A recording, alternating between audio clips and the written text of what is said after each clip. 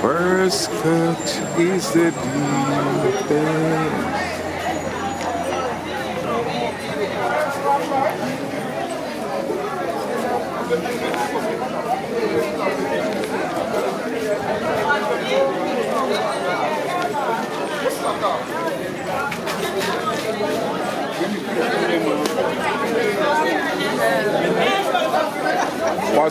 It's the 19th year of the Buxton Elderly Feeding Program. So let me take you to some scenes and sites, and there you are. They're now getting themselves in order. I'll see Mr. Abrams. Yes, he's at the door. So I'll try to talk with him. I'll try to talk with him in a bit. So, honoring the elderly, as they've been doing for the last 19 years. Yes, 19 years. 19 years is not 19 days, as old people say. Right? So this has to be an achievement.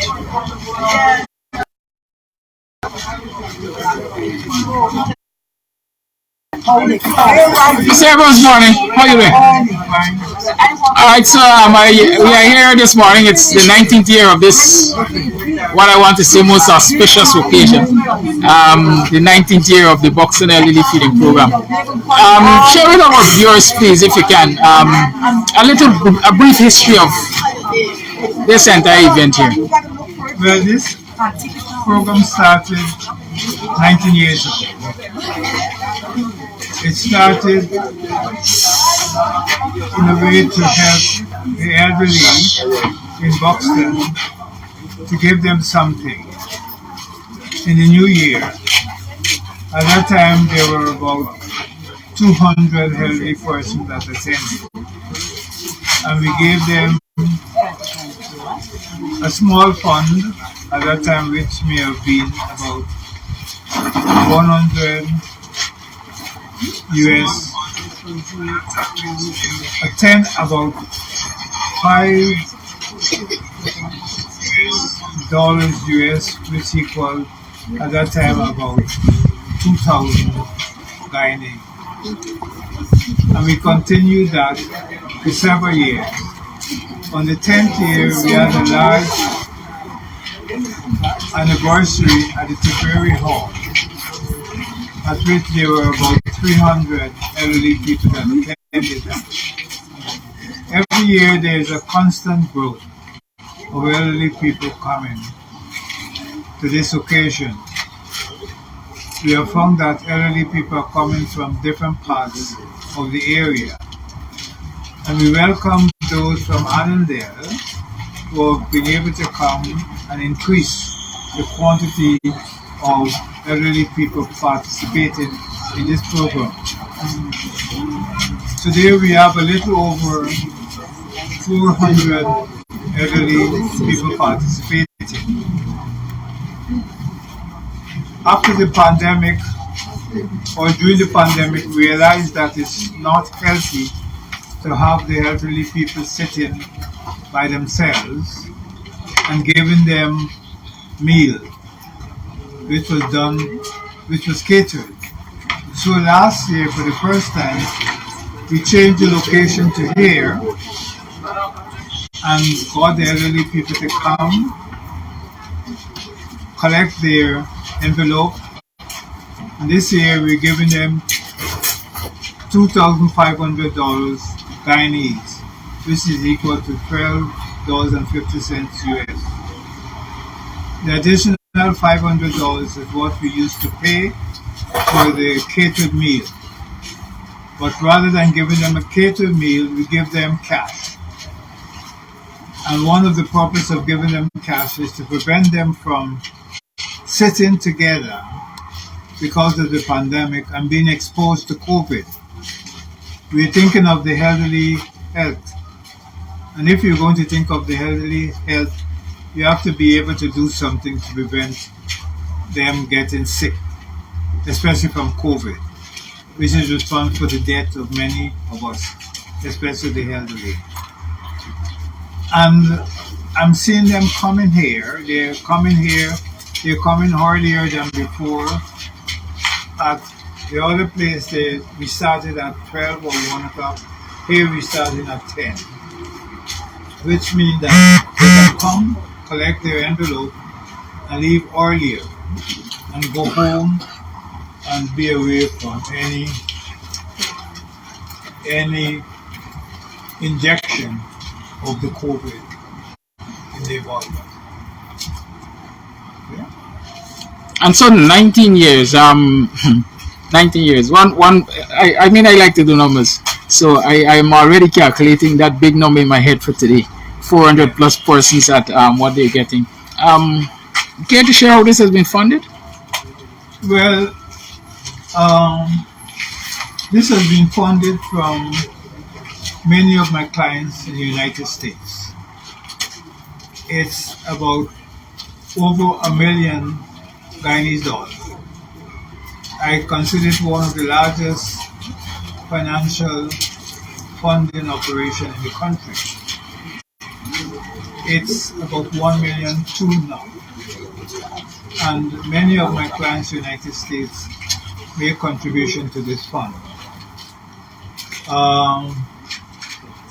An envelope, a letter is sent out to them in the beginning of December, asking them to make contribution to this fund. Many of them generously give contribution. I have some clients who give in as much as $1,000 to this. There are also a few Guyanese who also contribute to this, and a few Bostonians who also contribute to this. I would like to see this fund enlarged, not only now, but sometime during the year, if we can do this more often to the elderly people. But for that to be done, it means that we'll have to have more people contributing. We'll have to have a better plan because the people need it. You know, it's a small amount. It's not too much of a large amount.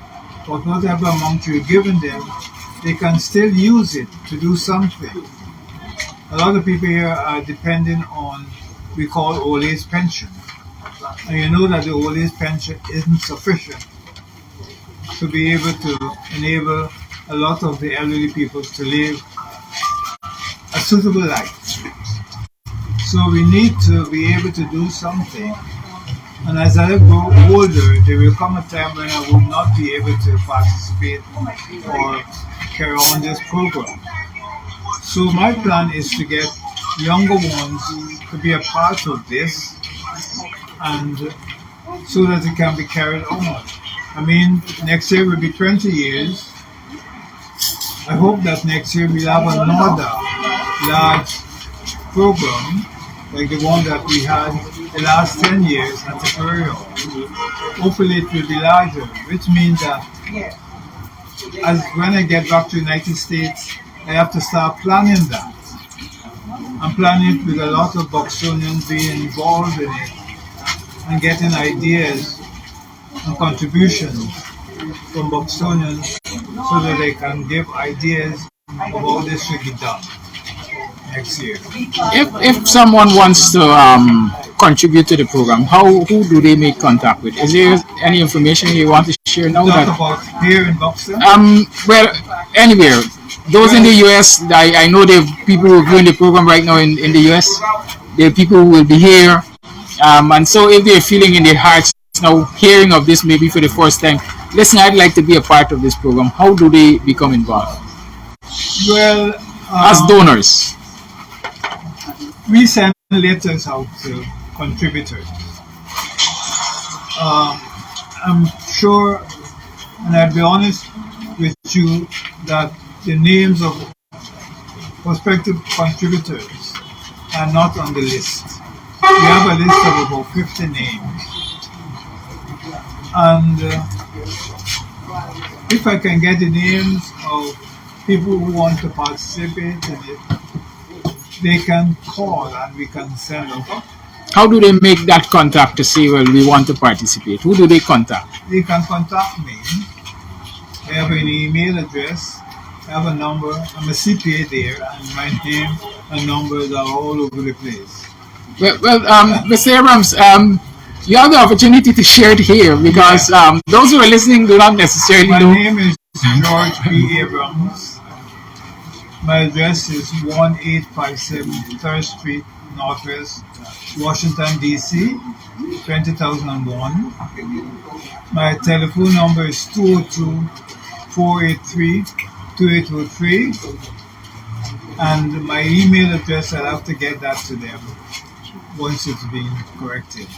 Very well, thank you. Someone recently went into my email address, and because of how well I'm known, they were asking for monies from different people, make contribution. I don't want that to happen. Very well, thank you. One last question. I hope I'm not holding you speaker up. You can proceed, last question, and that is, who is George Abrams really? Boxonian. I am George Abrams. I'm a born Boxonian.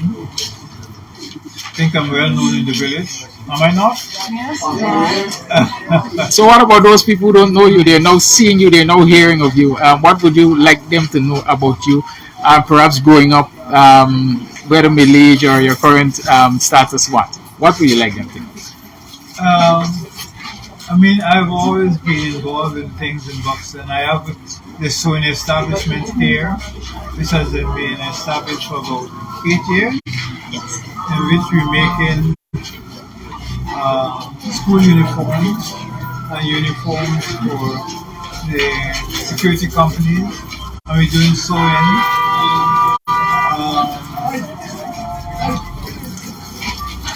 I have been involved in the feeding program here many years ago on the ASPRA, and you should know about that too. Or Simbox. Simbox, we started the contribution to the scholarship program in Buxton. Simbox. And there are many students who got scholarship to go to high school. In those days, many of them were going to Bishop, to Queen's College, and many of the other high schools. Those we were able to give contribution towards transportation. Some of them we were able to help them to pay their school fees. So there's so many different things that we have managed in Buxton. One would ask, I'm sorry, it's just me, I'm very inquisitive, and that is why I do this. Not everybody gives back. What has been the influence? Why do you believe it is so important for you to give back? Not only to Buxtonians in this instance, because I heard you mention that the folks from Annandale, and I don't know if there are anybody from the east of Buxton, but what has influenced you? Well, I grew up with a mother that taught me to give. I can remember my mother's teacher Gorty, and many of you know that. If anyone came to the house to visit us, before that person leaves, she will say, Georgie, do you have anything to give that person? And at that time we had shilling. Many of you know about shilling. And I would take out a shilling or dollar and give that person. And she encouraged this. My mother was very much involved in the church here. And she was always giving. And as a result of that, I think that I was labeled with that giving. Thank you. Thank you very much. The Primrose establishment. So, in establishment, like I said, it's located on Company Road at the junction of Company Road and the East Coast Highway.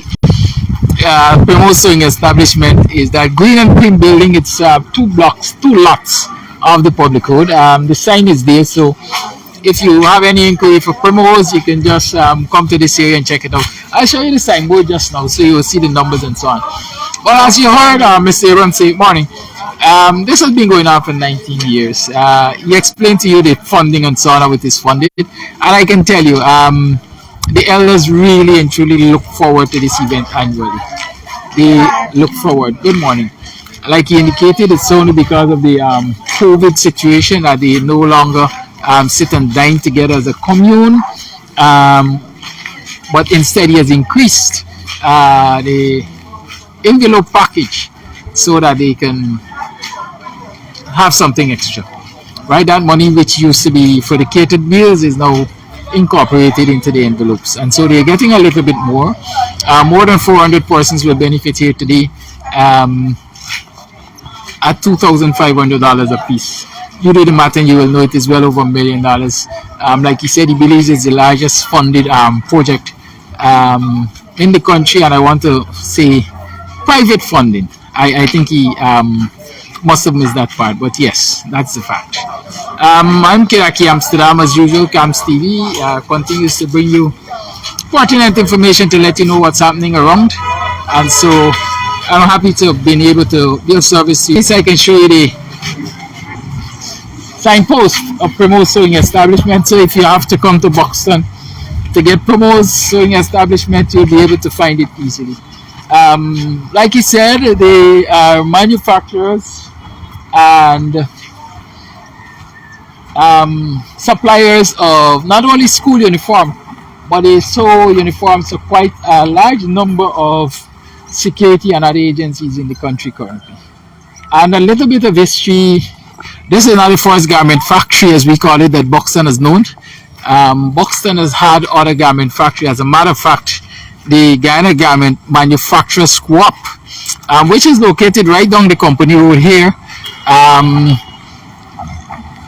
The building, as a matter of fact, is still down the company road here. It's now being used as a joinery shop, a furniture manufacturing entity.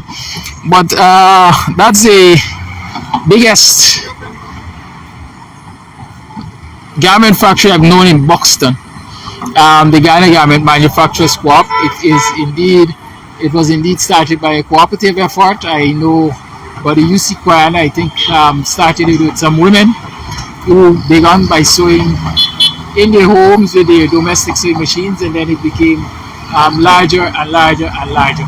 And so, in continuing in that tradition, here is Promos Sewing Establishment now taking up the slack, because the Guyana Garment Manufacturers Co-op has had some bad times over the year. The historians can tell you why. I don't care to go too much into that right now. Right? But here, if you need to contact Promos Sewing Establishment, the number is 661-6076 and 689-5743. Right? Here it is, Promos Sewing Establishment. Good? Remember, today's event is not necessarily sponsored by Promos Sewing Establishment. It is being hosted at Promos Sewing Establishment, and the brain behind it is the owner, proprietor of Promos Sewing Establishment, Mr. George Abrams, CPA, right? I think that's what, Chartered Public Accountant in the United States of America.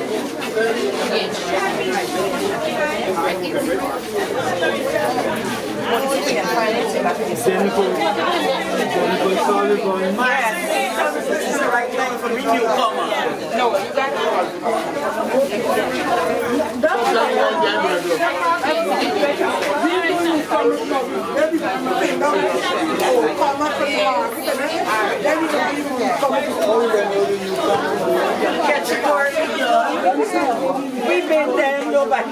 There's about 3 of you alone in there. Watch us there. All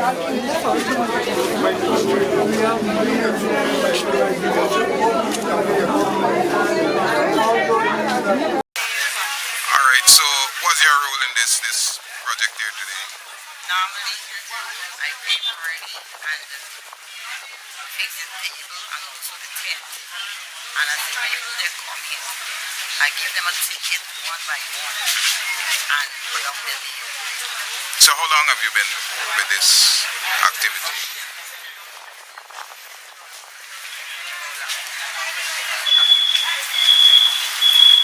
3 years. 3 years. But this is the 19th year of the event. More than 3 years. I think this is 19 years. It's the first time till now. Okay, so you've been here all 19 years? All time. So how do you feel about being part of this experience? I feel good. Tell the folks that they come in and pick up the money and, that they could, to buy things that they need. So, but normally there is the little envelope and then there is the food on the side, a box. But on the envelope, normally give them an extra money with the food and the juice so they could buy some stuff where they could come. The money is there. We normally give an extra money. So you put on the Extra food money? extra food money in the envelope. Oh, in the envelope. So they're not losing out. No, they're not losing, they're gaining more. But the response, according to George, you're catering for 400 people, are you? Yes, So what more about? than 400. Okay, because we have As I write the list and I check the list, more than 400. All right. So then, because I'm seeing a line there for newcomers. Newcomers, we have more of it, we have 100. The last time we had 250 newcomers from 60 years and over. So this year you have over 100. More than 100. All right. And where do these people come from, really? Annandale, Buxton, French, Madrid. Okay, all along the stretch here. All right. All right. Well, thank you for being part of this, and I'm hopeful that everybody who is here today will benefit from whatever there is to offer. All right. Thank you.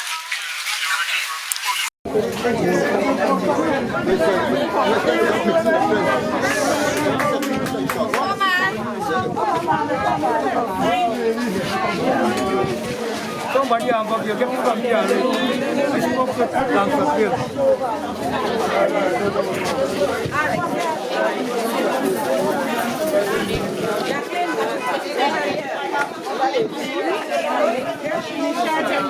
No, let me back here.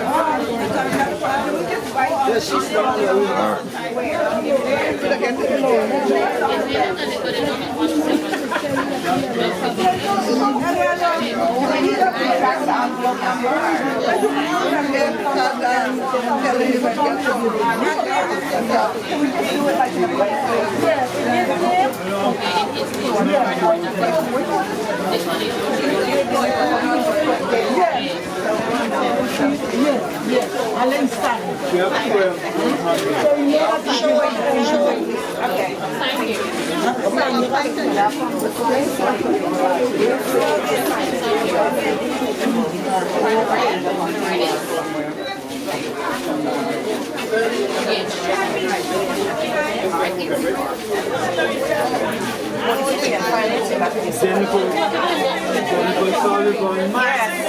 This is the right time for me newcomer.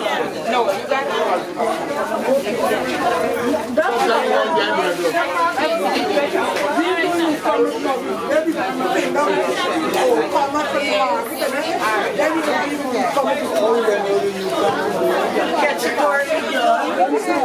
we've been there, nobody. There's about 3 of you alone in there. Watch us there.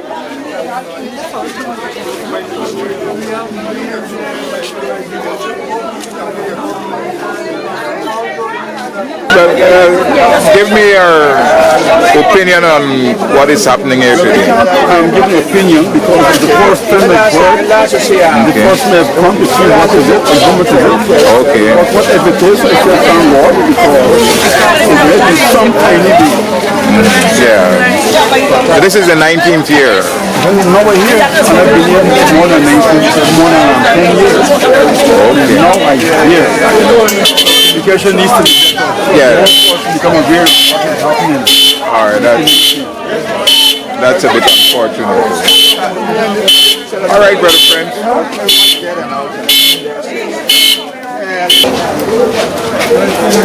Separate Bagnam side and Try it there. Yeah, you gotta go up for that.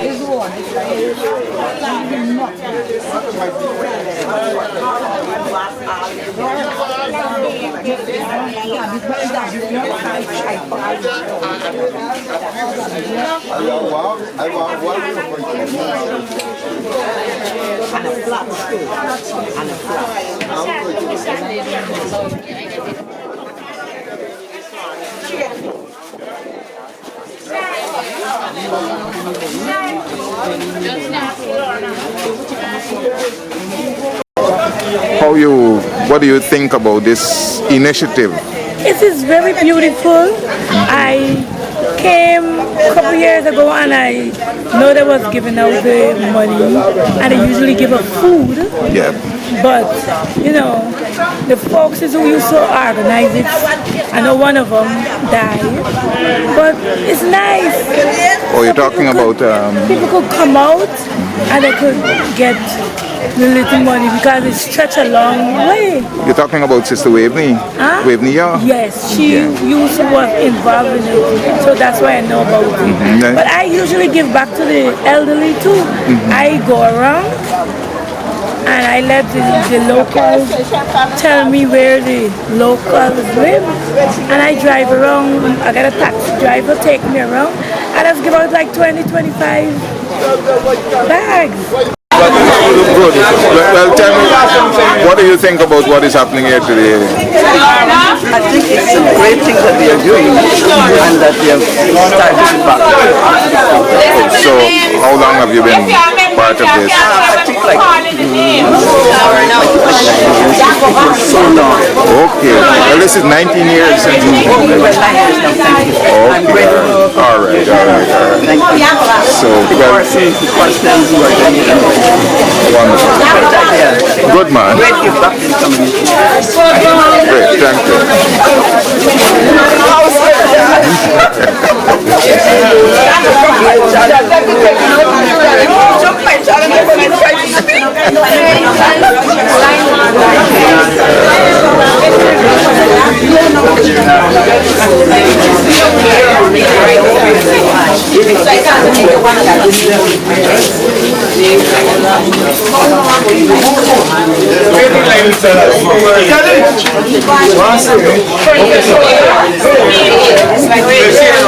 you.